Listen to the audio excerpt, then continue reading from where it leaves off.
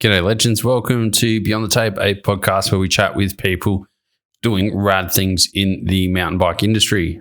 For this one, we are chatting with someone a little bit different, someone that's coming to mountain biking a bit later in his life after, well, living it to the max for sure. Before we move on to that, though, let's talk about some sponsors. Thanks to Trek Bikes for keeping me rolling. I'm absolutely loving my Fuel EX. Just did a bunch of testing with the Geo. Thanks to its adjustable headset cup, lowered bottom bracket, everything. It's a bit more of a plowable bike now. Not sure if I'm 100% sold on it yet because it's a bit floppy, but the rad thing is it'll take me 5 minutes just to rip out those headset cups and, fix it from there. Frank Mountain Bike Apparel are keeping me clothed. I absolutely love their stuff. Their pants are amazing. As we come into these colder months, like doing trail rides in their pants is so comfortable and easy. It's unbelievable. Really good value. And if you want better value, make sure you use Beyond the Tape at the checkout to get a sweet discount.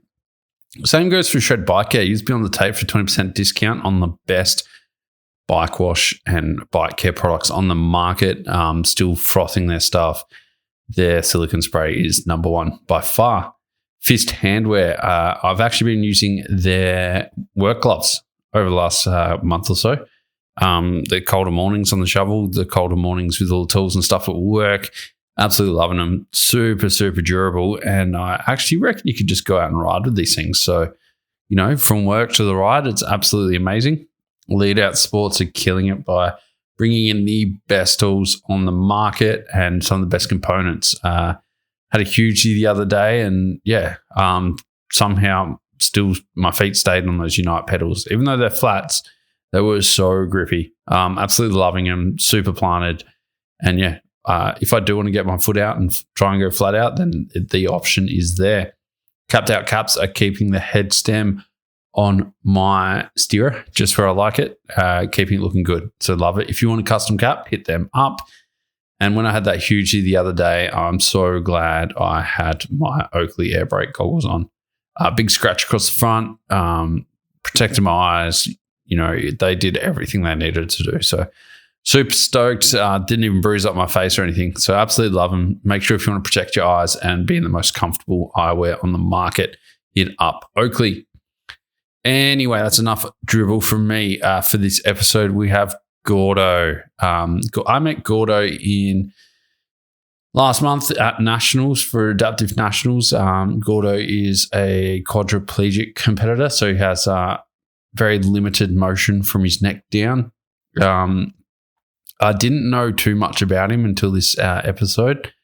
And as we went through, I just got to learn of how much of an epic human he is and how he has that ability to continue pushing boundaries and doing epic shit. We talk about his new company, talk about him riding, rock climbing, everything he's done and what he's going to do, which is what I'm most excited about. So as per usual, grab beer, grab a water, grab a wine, grab whatever makes you happy. And I really hope you enjoy this podcast.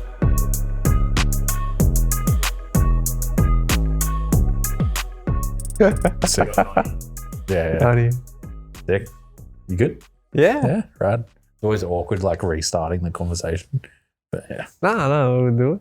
Yeah. Well, Gordo, welcome to the potty. Thanks for coming on. No, thanks for having me. Anytime.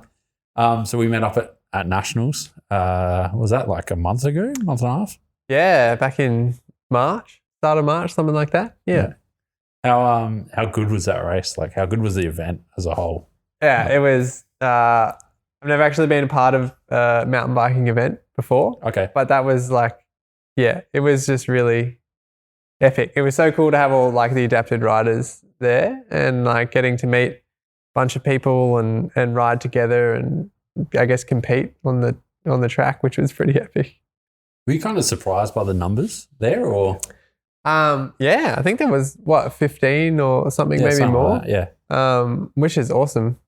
I only knew maybe 4 or 5 of the people that were there. Mm-hmm. And then the rest were just, new people. It was really cool to see such a good turnout. I know there's more out there riding adapted bikes, so hopefully next year there'll be be a bigger crowd and bigger event. Yeah. Well, Grant wanted to like double it and get like 40 or something out there next year. Yeah, I mean, probably would. Yeah, there's probably a lot more bowheads out there than I know of. Yeah. So yeah, for those who don't know, like, who are you and what do you kind of do and what are you about? I guess. Yeah. Big broad question. Yeah. Well. Yeah, Gordo. At the moment, just starting a new business and everything, getting back into the workforce after having a spinal cord injury, I guess 2.5 years ago. And before that, I was a carpenter. Okay. Yeah, but didn't really want to get back into the trade industry, I guess, post-accident. Yeah. Currently just starting a new business with a good mate of mine called Tasmanian Adventure Support. Sick. We're just trying to get people with mobility issues, I guess, out in the wild again. Yeah. Which is a big passion of both of ours, really. Targeting adapted riding for the main thing, but also like kayaking and bushwalking, swimming, surfing. Sick. Yeah. So we got like a new boat, like a new thing the other day. Yeah, new kayak. That's been really cool. So I got a seating system from the States that works really well because I don't have any function kind of below my armpits. So I have this seating system that goes in the kayak and it's got lat supports and everything. So it really supports me. And then I can just get in there and paddle, which is pretty cool. Sick. Yeah. So we're out on Saturday, just recently actually, on the Huon River down south in Tasmania, where I'm from, where I'm living. Yeah. That's rad. What was it like getting out on that for the first time? First time was, a little bit scary again, being out in the water, like, oh, yeah, okay, this is cool. I'm not very good at swimming anymore. So, but the boat's really stable and, just good to get out. Because I guess I do a lot of riding on the land, which is my like land thing I get to do. And then like to have the kayak now and get to venture out into the water in that, which is pretty epic. So it's just another element to explore, which is cool. And there's so much to explore down there. Like, it'd be so good for more people in chairs or whatever, like just to be able to get out and explore everything. Yeah, there's some really beautiful stuff, like very close to Hobart as well, where I live. And there's this epic sea cliffs. There's all the rest of it. How do you go about like discovering where you can go, like with everything, or is it literally just try and see what's happening? Yeah, like with the kayak or like wheelchair or bike, I guess all of it. Well, the bike's probably easier because it's got the trail centers, but like with your kayak or your hiking and stuff. The kayak's just, I guess, more where it looks cool and like where other people are going, just in kayaks in general. So you don't need like a special pier or something like that? You just type in it? Oh, really? That's and there's no trail forks or anything. Oh, there might be. I don't know. I'm not big in the kayak world, but it's just kind of launch the boat anywhere and go for an explore. That's way less like limitations to what a bike would have or something. Yeah. As long as you got good weather. Yeah, true. Yeah. True. You don't want to go out on a real windy day and get stuck somewhere. What kind of brought the business on? Like, was there a certain spark or? I guess pre-injury, I've just always been in the outdoors, and I was looking at, just before my accident, so I was looking into kind of doing seasonal guiding work as well as carpentry for the summer. And then after my accident, it was just, I think that's just the field I wanted to get back into was the outdoor field for work. And it was like, okay, how can I make that happen? And then there's a company in New Zealand called Making Tracks. Okay. And they're an accessible tourism company and they're really awesome. And I had a chat with the owner of that, who's a quad as well. And he was really motivating. That was when I was at rehab. And then leaving rehab, there's like a business in kind of based out of Sydney, like Access Adventures. Yes. And that's who I started like riding my mountain bike with, and they do a lot of kind of similar stuff. And then moving back to Hobart, it was always been a bit of a dream to kind of, since the injury, to kind of get something like that going. Mm-hmm. And then I met a business partner, Max, who's just a legend, and he supports me riding quite a lot. And there was this one morning we were waiting to get a key from the council to get into a trail centre, and we both had probably too much coffee, and we just started chatting, and it went from there. It was like, all right, yeah, do you want to start a business? Like, yeah, all right, cool. So, taking a bit of a process to get to being operational where we are now, which is cool. So,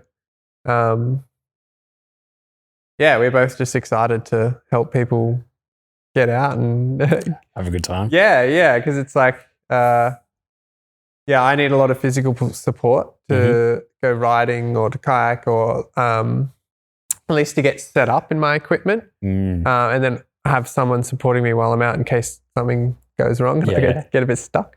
And I guess not many people with mobility issues might have access to certain type of support worker, like what Max provides me. So we just want to extend that to the greater community. And that's a fairly good point, because my partner's a support worker, coordinator, and like my mum worked in a head injury hospital for years. Like I've been around disability and people in chairs and people that work in that. Never until you said that, there's not many people that are into adventure sports that are doing support work. No, or trying to push their clients or help their clients get into that side of things. It's like a real deficit there for sure. Yeah.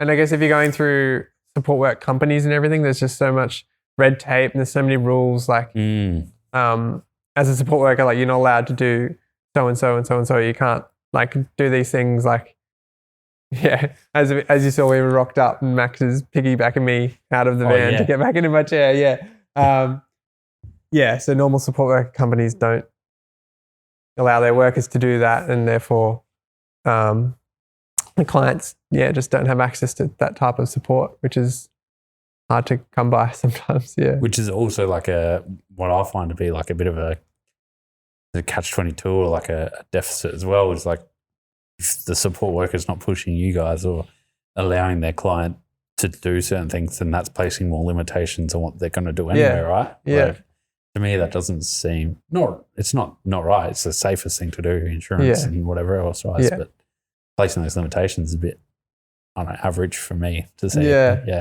Yeah. So that's essentially what the business is for, to help people have access to get physical help to get them out. And then I guess my role is more supporting them in a mentor kind of role if they want someone to come out with them that's also in a chair or whatever, and whether that's in bikes or just out bushwalking or whatever it is. I can provide that kind of like peer support. And then doing all of the computer work and consulting, I guess. Well, it's got to be a huge part of it for a lot of people is, I guess, like someone who's not in the same situation says you can do these things, which is just words. Whereas you're just there doing it. I can come along and be like, no, it's sweet. Let's go. Let's do it. It's easy. I can do it. Like, it's fine, right? That's got to be a huge part of it. I guess going back to nationals, that seemed to be like a big kind of feeding off each other. I hate that saying, but it was like everyone was showing what they could do, and you could see through the week people were progressing. Like, it was such a sick thing to watch. It was really cool. Definitely, like for me, and having Forrest there, who is also in the quad category, and like just seeing how much faster he was than me in the race, I was like, okay, all right, next year I need to be pushing it. But Nats was just like awesome for me personally to develop my riding of like, okay, these are the type of trails I can ride. Like, and it just pushed me to start trying harder stuff. Pretty cool. Well, the track did look kind of like, I watched the preview and I'm like, it's cool. I'm used to watching Grant. Lower my level like way down. And then we went there and we're like, this is sick, because he was ripping. And then you guys are like, everyone's progressing and going fast. Like, it was such a good track to watch. Yeah. It's where it's like, it's hard, seeing Grant ride all this stuff, and it's like, well, he's one of the best riders in the world with these bikes. So it's like, if Grant can do it, but then there's like all the rest of us that are trying to ride it, and obviously have very different levels of ability and everything else. But it was all cool to still be on the same track and doing it. And each their own. Like for me, I found it, some spots were really steep, and I was like kind of ending up hunched over my handlebars trying to slow down, which gets a bit tricky. And then for the others, they probably just ripped down. I don't know. I watched a few of them riding, but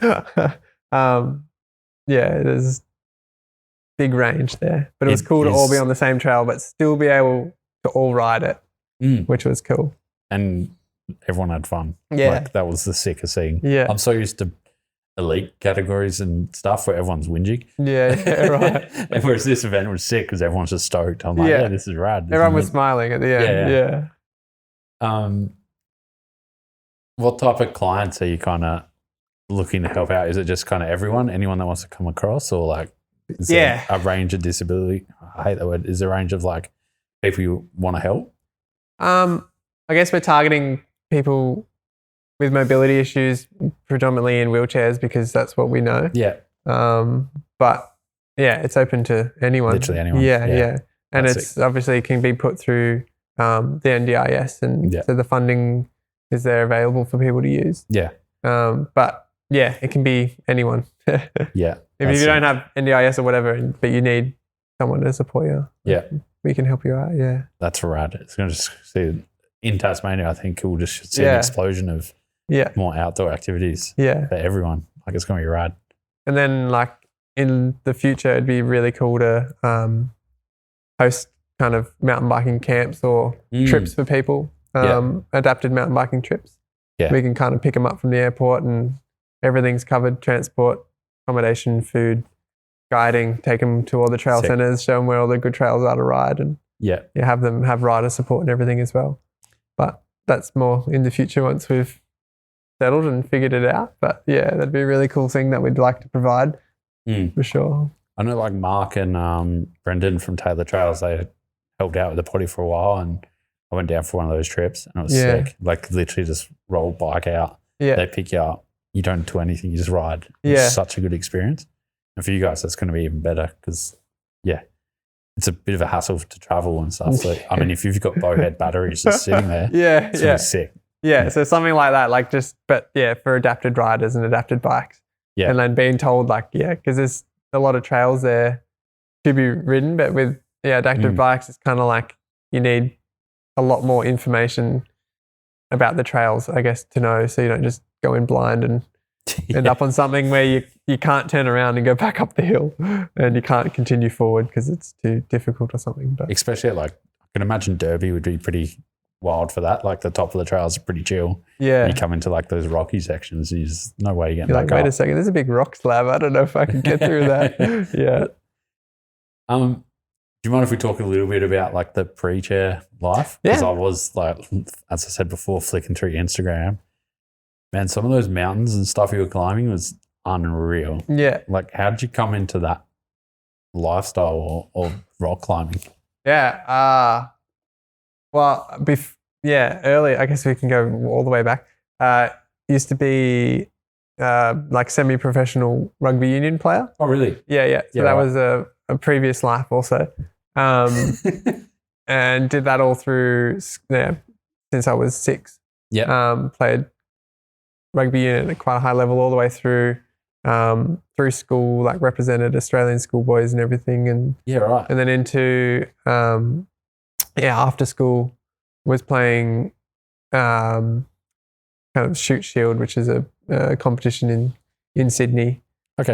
Playing that, and then on my 21st birthday had a second knee reconstruction. Yeah, right. And then I was like, okay, I don't want a third. Like, that's it, retiring. Kind of hung up the boots, so to speak. And then a few months into that recovery, was just a bit lost and didn't really know what I was doing with my life. And then quit my job, had a little bit of money, and then just started backpacking and went to Southeast Asia and went by myself solo and rode started in Vietnam, and then a friend met me there and we rode from north to south. We bought motorbikes and rode north to south over a month. Yeah. And then sold them, and then he went home, and then I continued on through other spots in there, and then came back and then was working to save again to go overseas on another trip, which I went to Sri Lanka, India, and Nepal.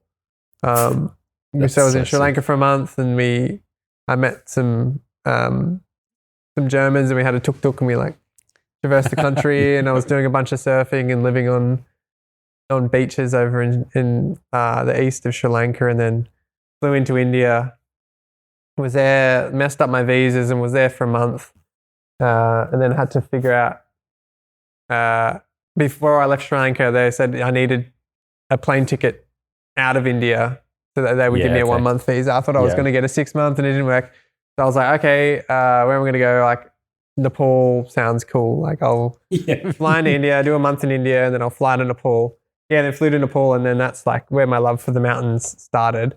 I always kind of thought I wanted to get into rock climbing, but never really did. And then was in Nepal and doing some trekking in the Himalayas, and it was just the mountains. And I was like, okay, this is like where I want to be. And I wanted to, there's a mountain in the Khumbu region, in the Everest region, called Ama Dablam. Okay. I've got it tattooed on the back of my leg.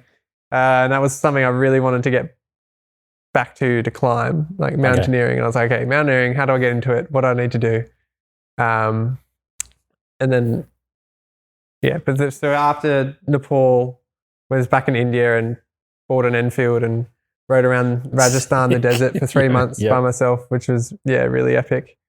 And then ran out of money and had to call my parents and like, can I have a Christmas present home? You buy me some plane tickets home. Flew home, and then, it was always in my mind, like, how can I get back and climb this mountain? Yeah. And that's when rock climbing started, and then just fell into that. And at the time I just started a carpentry apprenticeship, and I didn't want to, I love my parents, but I didn't want to live with them again after that. Yeah, fair enough. So, been there. Yeah. So to get through my carpentry apprenticeship, I bought a van with a trade loan, and then fitted it out and lived in that so I could afford to, I was living in Sydney, so afford to live in Sydney on an apprentice wage. I lived the lifestyle I wanted to live. I lived in my van for a good part of 4 years. Wow. In Sydney, and doing a lot of rock climbing in that time. So every weekend was out in the Blueies or Nowra, all these different places, rock climbing most weekends. And then within the rock climbing kind of world, I guess you're getting, there's like a lot of slacklining and highlining kind of crossovers. Yeah. I picked up slacklining when I was overseas, and then was with the idea of wanting to highline. I wanted like, okay, slacklining's cool, but I want to be like the adrenaline one. I want to be up in the air in between the cliffs. Started just slacklining loads, and while I was doing a lot of rock climbing, and ended up finding a mentor and a friend, and we just went out one day out to Manly, North Head, and rigged a highline with looking back, it was probably a bit sketchy, a bit dodged without too much knowledge. But we rigged it, and it was all fine. That was the first highline that we did, and I ended up being able to walk only like 5 meters of it or something, and let it go. It was pretty different to walking on a slack line in the park. I can imagine. Then it was just pursuing that, both those things, and then kind of just highlining fell off, and it was a lot of climbing. Yeah. Oh, and I was doing a lot of skydiving actually before doing that. Everything. I was skydiving. I've done like 50 something jumps. I got my B-rails, everything through skydiving at Maruya. Yeah. But then that was too expensive as an apprentice.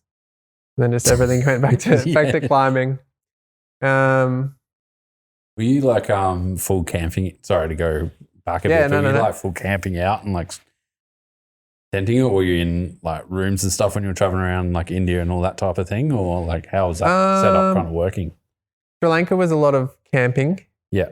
And then India and Nepal's like there's tea houses everywhere when you're hiking. Okay. And then India was kind of going between hostels and like homestays. Yeah. But yeah, some pretty random towns out in the middle of nowhere in the desert. And like by myself, you rock up into town and you just kind of find somewhere to sleep, and you're like, yeah, like, can I stay somewhere? And there's always a million people that want you to stay in their house. I'm guessing like as a semi-pro rugby player, you kind of got like a path or something like set out for you up until you quit. Yeah.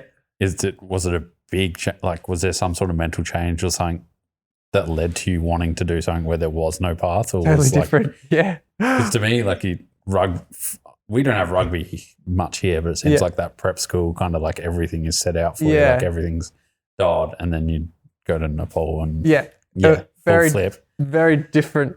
Yeah, very different lives. It was always things I thought maybe I wanted to do. Yeah. Was all the other stuff, all the adventuring, all like the different sports, that kind of lifestyle. And then, rugby was just so much of my life leading up to that point. And then the injury. And then definitely within the first 6 months, my mental state was so different. There was everything kind of like a fog cleared from just not being hit in the head constantly. Yeah, I can feel you that. I had a lot of concussions right a lot, now. and I was only a little guy that played with a lot of heart, so I used to smash my head around a lot.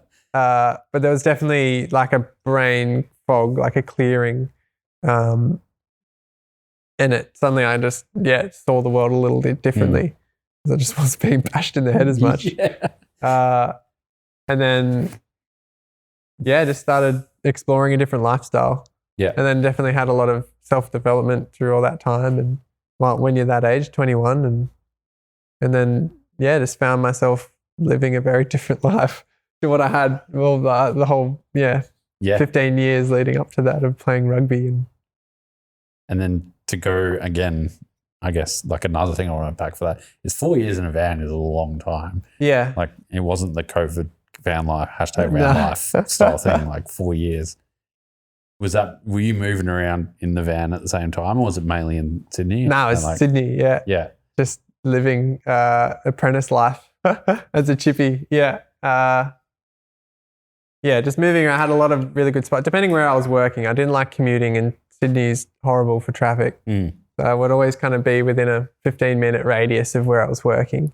We did a lot of work on the beaches areas or in the inner west and all these different spots. So I had a lot of really good van spots in the city. But then you could still take like the nomadic style of what you learn overseas and then still on the weekends or whenever just pump out to wherever. Well, that was the idea back then was wanting to, because when you're traveling, you're just a totally different mindset of like, and every day is amazing and awesome and everything's beautiful. And I wanted to bring that back to more of a mundane day-to-day life of working. But it was like, how can I capture how I feel when I'm traveling overseas in my working life while I was being an apprentice? And that was through living in a van and being outside and connecting to nature and just having this sense of travel, but not really, because you're just kind of in the one place. But it worked. You're not going back to the same role. It kept me sane while I was living in the city. Yeah. I only just like kind of really discovered that in the last year myself, because I used to work in bike shops and be same workplace like every day. You go to the same drive, it'd be the same. It's not the same as your van life, but even just working at different work sites every day, it's just such a game changer because you just not discovering, but it's just different and you're kind of learning as you go. It's such a big thing for your head, I think. Yeah, different kind of mental stimulation, isn't it? And it just keeps things interesting. Yeah, for sure. What was your van set up at that time? Was it an old place or? It was an I-load. Sick. Just a little I-load. And it was good. Each year as my apprenticeship went on, I'd redo the van. So it was like also like a bit of a showmanship of my work as a carpenter. But it definitely evolved into my last year. Yeah, when it was a pretty good setup, but just pretty basic. Had a little solar panel and a little hand pump for a sink and a pull-out kitchen, and in the back had all the storage where all my adventure gear, I guess, would go. Yeah. But it was pretty basic, and then I adopted my dog Alba, Kelpie, in like my last year of living in my van. So she was living in the van with me, which was pretty cool. That was a bit different, but that was really fun. Good dog to have for that though. Yeah. Like perfect dog, really. Yeah. Would have loved it. She'd wake up and fall asleep out of Oval every day. It was like the best thing true. ever. Just go nuts. Wake up, stick. Yeah, awesome. Yeah, cool. Yeah, that kept her busy. Perfect. Yeah. Did you do so with your climbing and stuff, was that all just standard climbing? There wasn't much like free climbing or anything like that, or no free soloing. No, I always used ropes. Yeah. Free, which is free climbing, but no free soloing. I didn't. Just didn't want to venture too far into that kind of style. Yeah. I liked being a bit more safe, I guess. Still, didn't want to come off and not be around anymore. Yeah, fair. Yeah. Because some of those photos and stuff that I've seen from it, they're just amazing. I might even try and put some in the video, but like the stuff you're climbing is unreal. Back then for sure. Yeah, that was like a bit later. That was did a few trips. One to Thailand, climbing, really fun. And then later on, after I'd met my partner now, Chloe, we did a big trip to Mongolia, China, and Laos. Sick. Yeah, Mongolia was there for 6 weeks. We bought horses and took off by ourselves into the Mongolian wilderness for a couple of weeks. Yeah, I'd never ridden a horse before, so that was pretty fun. Yeah. But that was the first stage of our trip. Yeah, we went to Mongolia and did that and had a really successful horse riding mission, which was fun, just us 2 and 3 horses in Mongolian wilderness. But then after that, we were in China climbing for a month in a few different areas. And there's some amazing places in rural China that there's this amazing climbing. And you might have seen some of them with the big orange like sandstone walls. Yeah. A place called Liming, which is just pure kind of trad climbing, a lot of cracks. And that was amazing. And then in Laos, we lived in a climbers hostel for a month, and it's just climbing limestone every day, everywhere you look in the valley, which was really cool. But there were some pretty amazing spots. And then once we finished that trip, moving back, we decided to move to Tasmania. Okay. Then we got, just before COVID hit, we moved there and got stuck there with COVID. But then the adventure climbing in Tassie, there's some photos of me climbing some sea cliffs, and there's some pretty amazing spots in Tasmania for sure for climbing. Again, but where do you research a trip to go and find horses in Mongolia? Like, how does that come about? Just to jump back again, I don't know. I feel like for me, it seems normal to like have a dream to go to Mongolia and buy some horses and go on an adventure. I don't know if it's everyone, but I feel like everyone has a dream to do that. And yeah, I did, and went online and this is what you do. This is how you do it. And, and then just flew there and figured it out. Yeah, it was pretty good.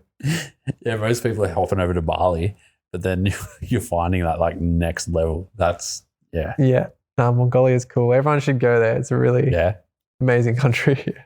What do you do for like, so was it full bareback horse riding or those saddles and stuff? Or? No, we had saddles. Yeah, these like Russian. They're not very comfortable. Yeah. I had these Russian saddles and had a pack horse. So we had both a riding horse each and then a pack horse. Yeah. Carrying all of our stuff because you have to be self-sufficient, I guess, out there. Yeah. There's no one around. Yeah. No on the runs or like 7-Elevens or anything. No, not out there. That's unreal. Like, it's such a wild thing to think about. Like, that just blows my mind. I don't even know what questions to ask because I don't know anything about horse riding in Mongolia. Yeah. Like, it's unreal. You got to go and try it. Yeah, for sure. It's definitely on my list now. Yeah. What led to the move from Tassie then to Tassie from Sydney then? By then I'd finished my apprenticeship. Okay. So that was like, okay, done with Sydney. I lived there. I grew up there, lived there my whole life, and it was just, never. I didn't want to be there. It was just this big city. I don't know. Yeah. I wanted to be in the mountains. I wanted to be with less contrast, people. From what you're doing and what you've been doing to go from Mongolian horses to Sydney. Yeah. Like, that's a huge contrast. Yeah. Was there big, like, I've always found like you go away and you come home and you get that post trip, like not depression or blues, but like, what is it like going adventuring and stuff and then going back to Sydney? That would have been brutal for some people. Well, we had the van, which was a bit of a savior. It's just, I don't know how to describe it, but it just wasn't. Definitely for Chloe, she was living in the Blue Mountains. But it just wasn't us. It's not me. Yeah, I don't know. I mean, it's probably the easiest house move ever from New South Wales to Tassie for you. Yeah. Quick drive down. Quick drive down. Yeah, we popped down there, but then we ended up renting a place when we got down there. Okay. Really epic off-grid home on 10 acres. Oh, really? 15 minutes, like above the city. Yeah, right. Yeah, it was a pretty amazing spot actually. Ridgeway. Are you still around that area now or you just didn't know a bit further south. Okay. Yeah. We're near the where the Notion Jam. Yeah, cool. We're just like same suburb as that actually, where we live. Sick. Yeah. So we own a little 3-bedroom cottage on 20 acres. Yeah. South of Hobart. We'll have to get you out there for that. I know. I was on and I didn't contact anyone to see. I know where it is. Yeah. I've driven past a lot just to sit there and look at the jumps. They're just like huge. I don't know. It was after Hardline and just didn't end up contacting anyone to get out there and check it out. But no, we'll make next year if it's on or something, I'll have to come out. 100% on. Well, it's just down the road. I'll message Stu. Cool. And Baxter, and we'll get it because I'll be down there shooting next year. Yeah, sick. For sure. Got the invite, so we'll be down there. Yeah, hopefully it's as good as weather as it was this year. Yeah, well, you can't. It's Tassie. Like, it's 4 seasons in a day sometimes. Yeah. Nah, cool. Yeah, I'll have to come down and I'll get in the bike to get over there, but I don't think I'll be hitting anything. But no, definitely. I think they're doing a spectator. Might have to cut this out, but I think they're doing a spectator thing next year, like a spectator day, which will be sick. Yeah, epic. But either way, we'll get in. Yeah, cool. When did biking come into the picture? Mountain biking. Yeah. So apparently a mountain bike podcast. It's always something I wanted to do and I just was never around it. I didn't have any friends that really did it growing up. And then moving to Tassie and then obviously Tassie. Yeah. Everyone knows, probably this listening knows what the trail networks are like down there. And then, ended up being one of those COVID riders. Yeah. Good. Yeah. Started getting into it. I was like, okay, I'm in Tassie. What can I do? And it was like climbing and mountain biking. I feel like they go really well together in a place like that. Oh, 100%. And then bought a bike, got a Norco site with a tax return, and then just like, addictive personality. Yeah. So I just went head first. Straight into it. Yeah. And then, it's just, there's such good riding down there. And then, I was kind of had a nickname of like the cat. I kind of had 9 lives. Would hit things maybe a bit above my pay grade, but always would roll out of them, I guess. Yeah.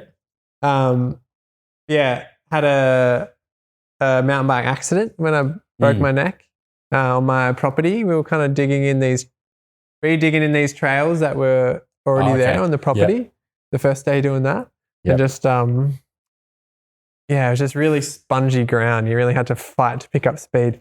And then there was kind of the second double of the line and just didn't, I just tried to hit it a bit too, I was trying to pick up speed because I wanted to clear it a bit more and just hucked a bit too hard and kind of dead sailed and came over the front and squished, like landed on the front wheel, and that kind of like compressed the forks. And then as I kept going over, then it like shot me out. Yeah. And then just like kind of was curled over and then landed directly on my neck. Missed my head, missed everything else. Yeah. Just kind of felt the crunch and then ended up on the ground, and I was like riding with a couple of mates. Like, are you right? I'm like, no, don't think so. Shit. Yeah. So that was what I thought maybe my mountain biking career was coming to an end. Lying there, but I knew like as I hit, I knew immediately that it was like something wasn't right. Like I've been injured a lot in my life, and I was like, oh, this one's different. Was it kind of weird that you've done all this rock climbing, like you've done all this stuff, and then riding your bike in your backyard is where you injured yourself the most? I was like, oh, bugger. Oh, well. No, it was if you ask my partner, it was probably, and a lot of people close to me in my life, it was probably bound to happen. Okay. Something was bound to happen at some point. Yeah. It just happened to be mountain biking in my backyard, yeah. So you kind of knew instantly, like as soon as you hit, like I've heard of people like hearing it go in the neck, but like, I guess where did you break, and like, did you know like how bad it was straight away or? Yeah. Okay. So yeah, all the impact kind of went through pretty much one spot, and it's like, I fractured my C4, 5 and 6 vertebra. Shit. And then most of my injury to the spinal cord happened kind of around the C5, C6 area. So functionally, I have my score that they give you of a C5 Asia B is my injury. Okay. Which kind of, most of I have full function at the C5 level, and then Asia B means a complete injury would be an Asia A, so complete reception. I'm like a step down from that Asia B, so I have there's some connections going through the spinal cord. So I have like sensation, it's altered, but I have touch sensation for most parts of my body. I can't feel pain or heat or temperature, but I can feel like soft touch. Okay. So that's been one benefit. I have in the C6 level, I have most of my muscles functioning. Okay. Cool. Which is like wrist extensors and other parts of the forearms. But you don't want to go much higher than like a 5 or a 6. Like like that's pretty gnarly. Yeah. There's higher than that. You can't like be pushing a manual wheelchair or definitely can't be riding a bowhead. None of that kind of stuff. Yeah, I'm at the cusp, I think. Functionally, anything less and it'd be pretty hard. It'd be pretty hard to ride a bowhead, I think. I don't want to go like too deep or dark or anything, but like, what was it like being on the ground or like injured and stuff, and you're sitting there and you're just like, fuck, like you've gone from all this exploration and doing all that gnarly, like living your life, probably most people's like dream lives, and then that happens and you find out. Like, was that a big hit for you, or like were you instantly thinking about how do I live that life with what I've got happen to me? I guess in the moment, like bang, hit the ground, felt the crunch, and was like, okay, this is serious. And then like obviously feeling like the sensation leave my body from my toes, it kind of started and coming up. Oh, really?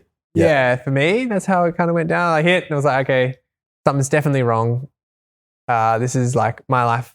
In that moment, I was like, my life's changed. Yeah, right. It definitely has. And then, the sensation kind of swarming up through my body, and then, obviously not being able to move. And at that point, I think all I could do once they got me to hospital and everything, I think all I could do was like shrug my shoulders. Yeah. I didn't have, all the other function in my arms and everything. Getting through all the hospital kind of phase, and then I was flown to Melbourne, and I was in the ICU in Melbourne, and one of the doctors came down and they, have the serious chat with you and explain what your injury is and what's happened. And but for me in that moment, it was a really positive experience, and it was like something that's like really resonated with me through and helped me, I guess, understand my injury or just like accept it. I guess it was in having the moment, the chat with the doctor, and he was just like, he just explained to me that, people with the level of injury that I have, like, it's your life's not over. Like, you can live a very fulfilling life. There's still so much left to do, and if as long as you like, don't let it get you. Like, as long as you give as much back to your life as you were, like, you'll be fine. You'll be living such a fulfilling life. Like, don't worry about it, kind of thing. And that just like stuck with me. I was like, okay, it's like different life, different body, but it's like it'll all be okay. It'll all be okay. Yeah, I guess essentially. It's way better than when they come in and say, "Oh, you're just never going to walk again." Yeah, like that negative. I know why some doctors do it. Yeah, and what the like psychological thing is. Like, if you say that to some people, especially dudes, we'll go, fuck that. I'm going to go walk again. What do you mean? I can walk. Yeah. Where to have that positivity for you must have been huge. Yeah. Like, I've heard so many negative stories within the community of just this negative side to the health system or to doctors, and the specific that one chat when they come down and you're not going to walk again. You know? And like, I guess I never asked the question because I understood like it was a serious injury. And so it was like, well, they're just going off statistics anyway. Like, if I ask him, he's just going to say something that may or not be true because they're just judging you on a score that they score your injury, I guess, kind of thing. So I never asked because I didn't think it was an important question. And instead he, gave me that kind of feedback. Sick. And it was like, wow, that's like, it was just so, positive and, it really stuck with me. And that just the acceptance of my injury in that moment as well was huge for him to say that. Yeah. Yeah. Does that help you accept what has happened? Like what he said in some ways? Because I guess for some people they'll be like, nah, I'll get life's better. over. Yeah. Or they don't, some people are like, no, I'm fine. Like, it'll heal. Yeah. And they'll keep thinking that and progress on that healing path. Whereas sometimes it's better just to know that's what life's like now. Like, I guess a bit of that. Yeah. I mean, I've never been in that position. So it's such a weird thing to kind of talk about for me in some ways, because you've never been in that position. Like, you never know how you're going to react. And you see so many people react differently. Different reactions. Yeah. I think knowledge is power. 100%. And I feel like sometimes the hospital system can maybe not deliver the information or the right information or help you understand that. And my partner really helped. Chloe really helped me understand like when they give you a C5 AGB, like what that means, what my injury is. And then I think just the knowledge of that just really helped me accept my injury. It's like, okay, this is like the score I've got and people with this score, and this is like, they're just all statistics and kind of gives you a foundation to build on. You're like, okay, this is where I'm at. And like, obviously like some people have miraculous, like full recoveries. And that's amazing. But a lot of us like don't. No. And you just kind of, And for me at that stage, it was, before my surgery, all I could do was shrug my shoulders, and I woke up past the surgery and I had a bit of wrist movement and I had good bicep movement. So for me, it was like, sweet. And I've like regained something from like nothing to at least something. And then throughout the whole rehab process of like, learning to move my arms again, essentially, because I couldn't even touch my face or anything. But it was always like, I've got these muscles, like what can I do? It was never what I can't do. It was always like, what can I do? And always just moving forward, like with what I had and being stoked about any little thing that was more than nothing, I don't know. Well, that's just like, that step forward, right? Like if you can do it, then you're going to step forward and you're going to keep building on what you can do. What was the rehab like? Because I've heard different stories, but rehab's pretty hard from what I've seen. For a lot of, like, pretty physical. Like it looks really hard. How long were you in that rehab kind of program and building up? So I had the accident in Hobart, surgery in Hobart. 3 days later, I was flown to Melbourne, finished my ICU in Melbourne for a few weeks. And this is all through COVID as well. So there was no visitors, like Code Red. All that jazz, all that fun. So not having friends or family or anyone be able to come and see you. So then we eventually asked to be flown to Sydney because that's where my family and everything were for support. And there was no COVID there at the time. Okay. At that point in time, so the hospitals were open. So I've got flown to Sydney. This is probably 3 weeks after my accident. And then I was in hospital in Sydney for 3.5 months while waiting to get to rehab because there's just such a long wait list to get to rehab. And then I was at rehab in Ryde, the Royal Ryde, for another 4.5 months, I think it was. It's essentially like living away from home and just rehabbing by yourself for like 7 months. Like that's almost like a year, right? Like that's huge. Once I got to rehab, the COVID restrictions were a bit more lax, and I could have visitors. And I was allowed day passes and stuff when I was there. But most of like hospital stay was just the people you're in there with, and I made some really epic mates while I was in there. We're all kind of in the same thing, but it was like a long drawn out process, the whole thing, 9.5 months or something. And we had to, obviously from Hobart, so Chloe had to like get the house ready and put it up for rent and fly the dog to Sydney and then fly herself up. And then we were living in Sydney again for another 6 months post rehab, something like that, before moving back to Tassie. Once we were all like ready and settled and set, and then we moved back to Tas. Kind of knew what you needed as well, and So that was February last year we moved back. Oh, sick. Yeah. Was that kind of hard for you in the way, like you've gone from that living in a van, nomadic stuff, and now you kind of have to have a central spot in some ways? Like, it was, But early on it was like, there's people living in vans still. Van life in a chair is still a thing. So we were like, okay, how do we make it happen? And my good mates did a GoFundMe initially straight away. And with that money, we purchased the Volkswagen Crafter, like long wheelbase, 4Motion. And then there was a big fundraiser at my local town where I grew up, at the pub there. The community put on a big fundraiser for us. That's rad. Yeah. So then with that money, we're going to use it to fit out the van for a camper setup. So then we, because the world's not accessible, but if you have your own little accessible thing that, like a turtle, and you can move around and you can get out to the bush and you can stay at a mate's house very easily, and you have your accessible part of the world that you can take anywhere with you.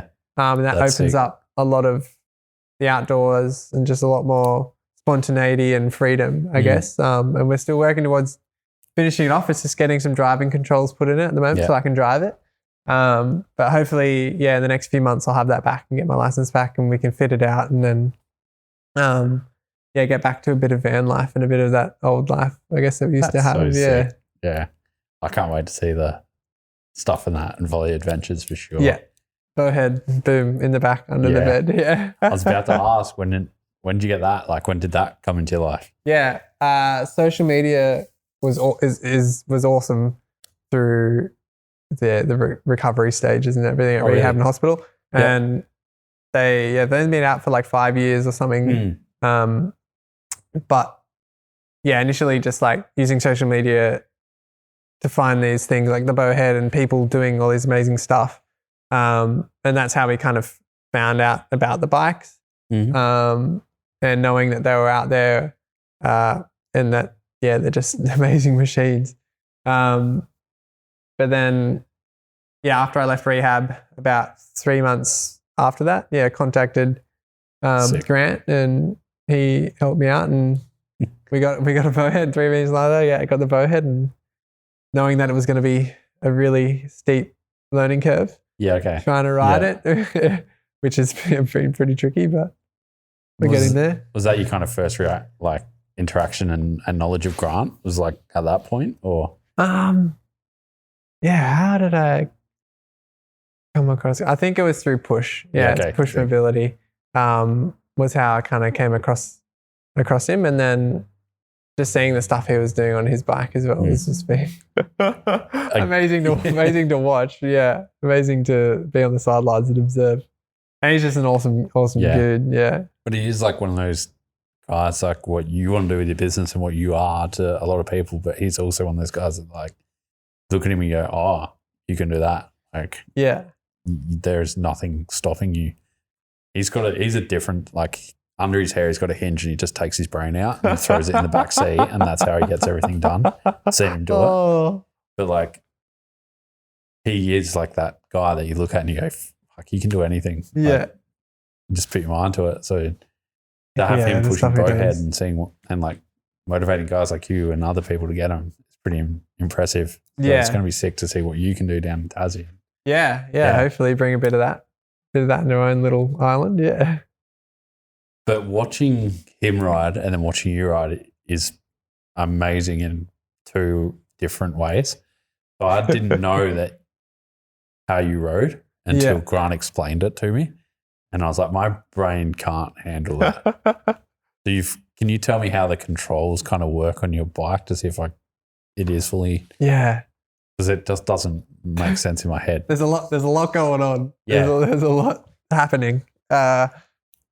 Yeah, but essentially, so I don't have any hand function, finger function. Yeah. So I use these gloves that they're called active hands, and they strap my hand together so it can grip onto the handlebar.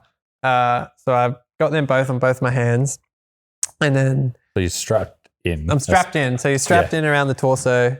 Legs out in front and strapped into the handlebars. So I'm completely strapped in. Safety third. Yeah.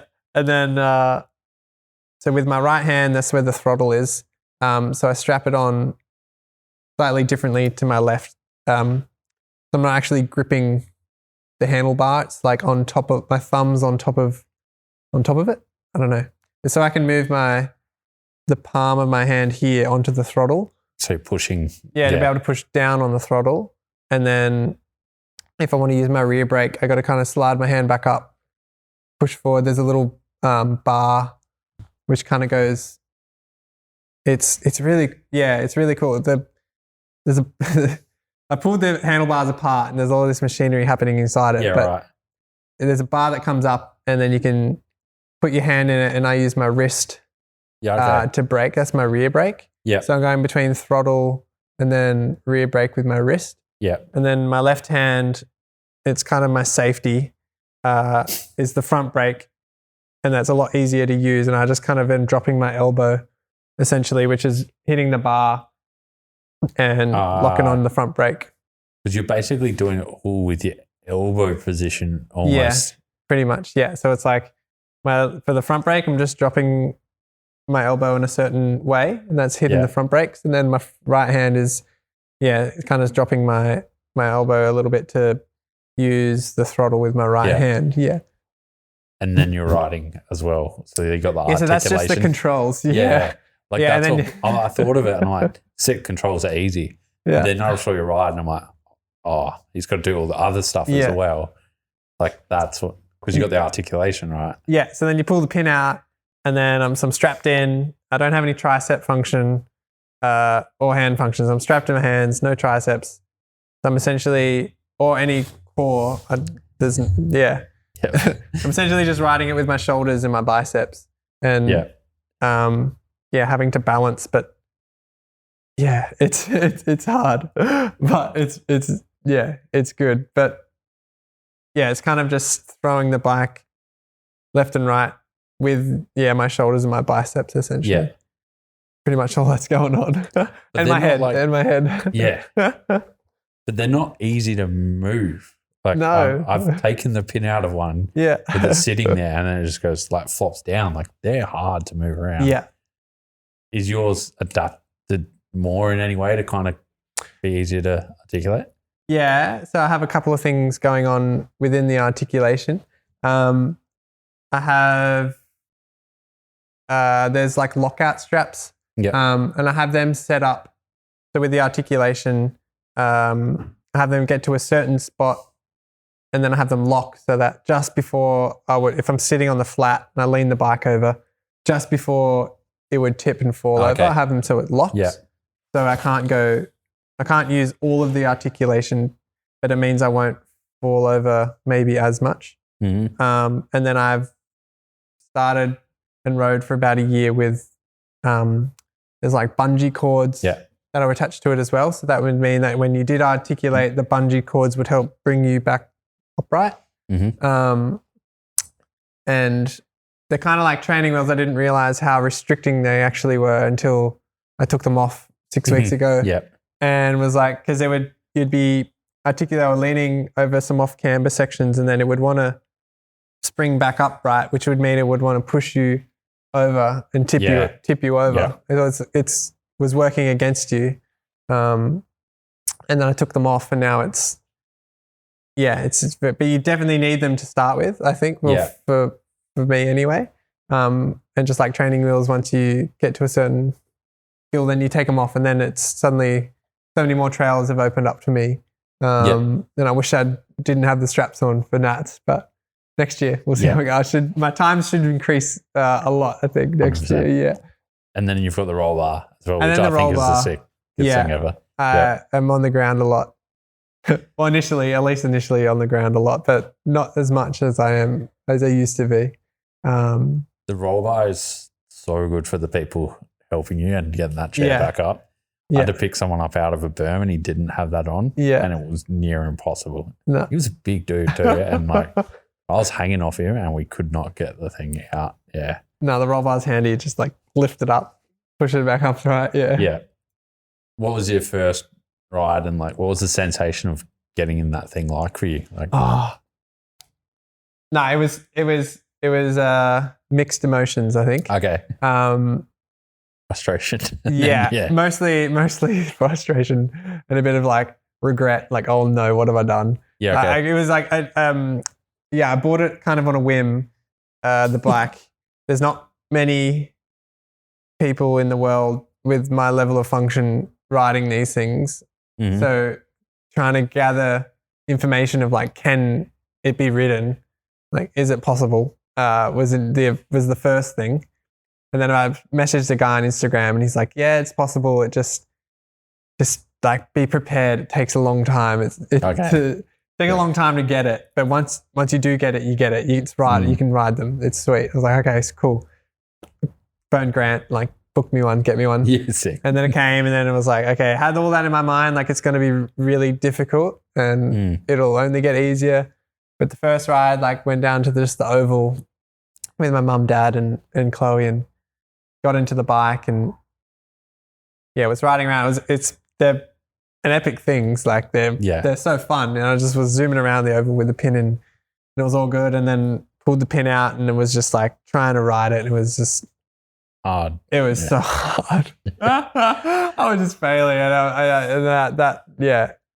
So after that first initial ride at the oval, I felt a bit defeated. Like, oh gosh, what have I done? This is. I think I've just wasted 35 grand or how much they cost. I was like, oh no, what have I done? But it was just so cool to be back in a mountain bike, I guess, as well. And I was like, okay, well, if I don't get to ride trails, at least like I can use it as a power chair and get to some cool places in the bush. And in the first few months, it's like was really awesome for that. It was really awesome to get out and use it to get into places where I can't take this chair. And but then learning to ride a few trails and things was also like a really epic part of the journey, the recovery journey, I guess. Was finding that stoke again of like, it was until I got the bowhead, it was just hard to get that feeling, just that, that stoked feeling of doing something that is adrenaline and moving your body and being out in nature and just like all that together. It was just I found it hard to find that. It's hard to get a dopamine hit. Yeah. But then getting the bowhead was like, okay, this is it. This is it's mildly stupid, but if you do it right, it's all good. Yeah. And that really, helped me in my mindset and everything. Coming out of rehab. Yeah, for sure. And then you've just got more and more confident with it, and now you hit more trails. And you ride Medina. Yeah. Where else can you ride in Tassie on one? Like, is it Derby? I guess would have a couple of trails, maybe. Yeah, I need to get back up there. Okay. I went there kind of this time last year. Okay. So I've progressed a lot as a rider in that time. Mm-hmm. And there was a couple of trails I could ride, but there's definitely more I could be riding up there now. There's a new trail centre at a network up at Georgetown, like north of Launceston. Yep. And that, haven't been there yet, but that I've watched a lot of YouTube clips and it looks like some pretty good riding on a bowhead. Sick. Then there's Medina. Of course. There's some local trails which are all right. Okay. Like, there's one trail at Glenorchy Bike Park, which is kind of feels a bit like what I rode today at Halloran Hill. Yep. Kind of like easy as, but not as long. And it's kind of similar to that. Sick. There's another, there's just a few trails in a few different bike parks around Hobart. But Medina is very bowhead friendly. Yeah. There was one thing I forgot to ask about as well in the riding thing, but you mentioned that you've got that spinal injury in your neck, which just doesn't have feeling, which means your brain doesn't know that your body's overheating. Yeah. And you don't sweat at all. No. Which is very dangerous. How's that kind of like, I saw the guy squirting you with the bottle at Nats. I'm like, what is going on here? Yeah. And then the old Milwaukee portable fan comes out of the Prezzo. So I'm like, okay. And then I was chatting to Grant and he kind of explained it all. Can you let us know like how that kind of works? Are you getting sprayed with water like the whole time you're riding or? It was hot. Yeah, it was very hot. So where my level of injury is, it's cut off parts of my body. So I don't, temperature regulation is really hard. So I can't shiver to warm up and I can't sweat to cool down. Yeah. And I have a pretty good gray area of where I'm pretty comfortable. But as soon as I'm out of that gray area, I'm too hot or too cold. It takes a long time to get back to where I'm comfortable. Nats, it was like in the 30s and I'm from Tassie, so it's like it doesn't get that hot that often. So it was pretty hard. And then that was definitely like at my threshold, if not just above, where I can like function well. But otherwise, if I get especially too hot, I just get really lethargic, really tired. Everything gets really hard. So a way of helping cool down was with just getting sprayed water to act as sweat on my body. And then for the cross-country race, I borrowed a friend's ice vest. Okay. So it's just a vest that went under my shirt that was filled with ice. So when you're riding, it like cools your body down essentially. Sick. Because I was wondering how you managed to get through that without getting sprayed the whole time. No, it was in the morning. So it was before the heat of the day. And I hadn't had the whole day to like my core temperature to slowly be rising. So it was still in the morning when it was quite low.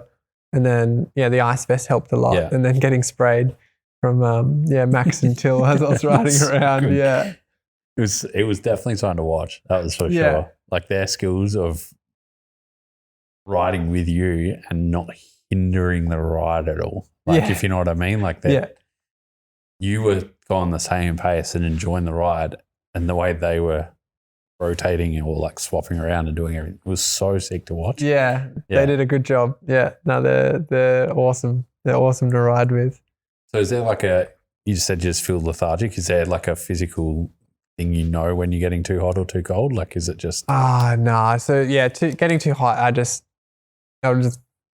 you'd be able to physically see me. I'm just like, just drained. You just slowly get hot, but then getting cold, it kind of less visual.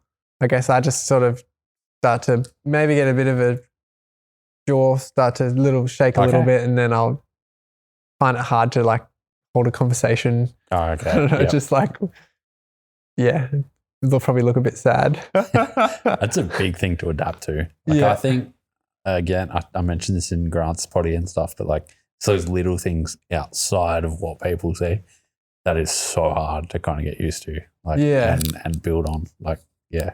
There's a whole iceberg beneath the wheelchair. Isn't it? Yeah, 100%. Yeah, things like pressure and skin health and all the rest of it, bowels, bladder, temperature regulation, lots of things. Everything that you kind of take for granted for a little bit, it's just become a million times harder. Yeah. A lot to learn. And then you throw on mountain biking on top of that. It's like, make it even harder.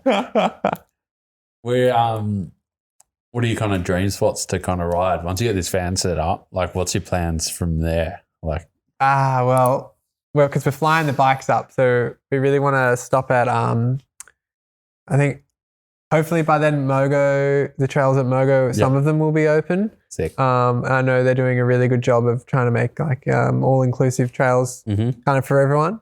So that'd be really cool to stop in there. And then there was another trail centre a bit further south. I can't remember the name of it.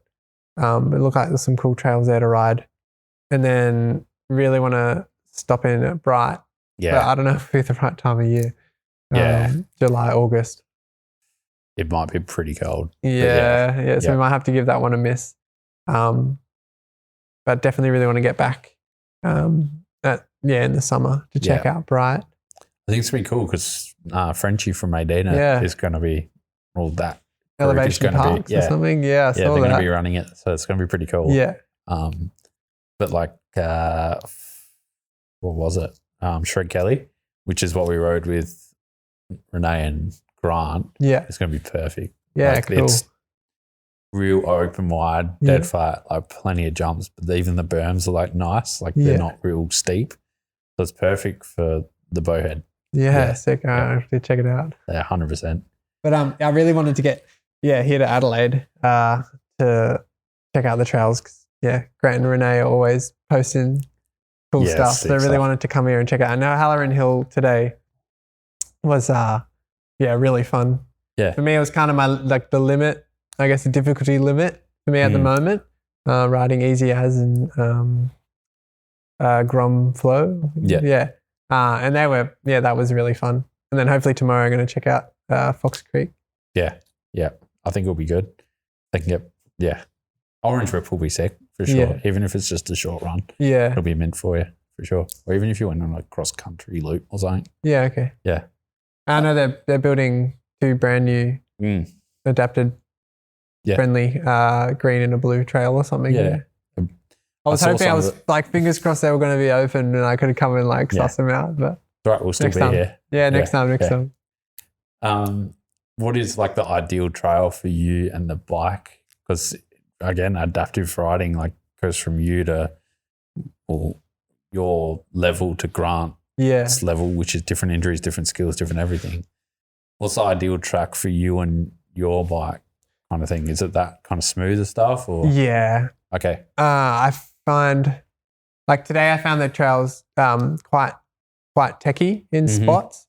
And for me, not having any hand function and not really being able to grip the handlebars, it just rattles me around a lot and it gets quite tricky. It was a perfect level today of amount of rockiness and tech stuff. Yeah. But definitely a more just big, fast, open flow trail, like Dirt Surfer. Is my ideal. Yeah, for sure. Yeah. But I'm trying to branch out and try everything that's out there. I guess if I can get my bike down it, then it's a plus. Yeah. But I guess it's just going back to that. It's the level of injury, comparing Grant and I. But then there's also we both ride bowheads, but other adapted bikes is suddenly the trails you're trying to ride is suddenly even there's less to choose from, I guess. And the bowheads just really open up a whole bunch of other kind of trails, which is pretty epic. They're completely different to some of the other trikes, like the other I can't remember the one where the front with the single wheels out the front. Yeah. And they're so much wider. The lasher. And then there's like, the sport-ons. And yeah, they're just very different. Yeah, they all work, but like that, just if they're wider, they need that different trail for sure. Yeah, sick. So you're just planning on the business, you're doing the travels, you're going to be doing all that for the rest of the year and stuff? Yeah, I think so. Oh, and rugby nationals. Yeah, wheelchair rugby, yeah. Which is cool because I didn't know that you played rugby when you were a junior. Yeah. So now you come full circle and you're playing wheelchair rugby. Yeah, it's a bit of a funny one, that. Yeah. I mean, not to be rude, but you don't have to worry about another knee recon. Yeah, like, I know. That's perfect, right? I can come out of retirement for that. Yeah, I think I did a post on Instagram and coming out of retirement for this comp. Sick. Which is cool. But yeah, here in Adelaide, the national comp. Yeah. Which is over the weekend, which is really cool. So it's going to be wild. A few people down for it? Yeah. Yeah. There's, I don't know, 8 teams or something maybe. Yeah, right. 2 divisions, 8 teams, and there's how many players to a team? There's probably 10 or something to each team, something like that. Yeah, sick. So at least 60, 70 people plus. Yeah. Yeah, that's right. I'm definitely going to have to come down and check it out. Yeah, you have to check it out. It's a cool sport. It's physical and fast paced. It's just really fun. It's a really fun game to play. Cool. Do you know what time it is? Like what time we're running at? Yeah. Yeah, right. That's where it felt like 40, which is odd for me. Like I've done this so many times. Might start wrapping it up then. Yeah, man. A little bit. Got a few questions I kind of like to end with, so 3 main ones. First one is, what advice would you give to someone that's found themselves in that position where they've gone from able-bodied to becoming a chair user? And I guess because you're doing it so well in my eyes, but like making the most out of that situation, like what advice would you have for those people? Be finding the things that you still can do, or how the things that you love to do, and how can you adapt to still incorporate those things into your life. Yeah, for sure. Like if you can, just try and bring your old life into your new life and adapt it all, and just find a new path. For me has been huge, I think. Usually I ask, what do you regret in life and stuff? I'm going to change it a little bit. Is there anything you would have done differently in your rehab and getting back to where you are now? Nah. Wish I got the bowhead sooner. Wish you didn't do it in COVID. I wish I didn't. Regret breaking my neck through COVID. That was silly. Why would you do that? No, I think my journey through all of that has, I wouldn't have changed anything. Yeah. It's just been, initially it was all very therapy based. It was just, obviously, which for everyone, and trying just to get the most out of your therapy and try and recover as much as you can. Yeah. And then kind of leaving rehab and getting the bike and then moving to Tas, it just like flipped and was, now it's not about therapy anymore. It's how can I be better and stronger to ride my bike? Yeah. Pretty much. That's sick. Yeah. It all revolves around the bike and the wheelchair rugby and then the rest, all the other therapy stuff comes, but life isn't focused on that. It's focused on living your best life, I guess. Yeah. Last question, always the hardest for some people, but if you're perhaps not feeling motivated, I'm not sure this applies because it seems like you're pretty motivated all the time, but that's cold and you don't want to do something, or like you're just not ready to do something. Is there something you do to get motivated? Like, do you listen to any music, or is there anything you can do to get amped up? Or just permanently just ready to No. Like there's middle of winter in Tassie is pretty hard to. That's enough. Hard to want to go out even riding. David Goggins would struggle down there in the middle of winter. You're like, all right, I'm supposed to be going out riding today, and I really don't want to. It's cold and wet. No, I'm definitely unmotivated at times. How do I motivate myself? I normally keep myself, get someone to keep myself accountable. So I have to go riding with a support rider. True. So if they're booked in, it's like, all right, well, they're coming to pick me up, but I guess we'll just get in the van and go and see if the weather's better. And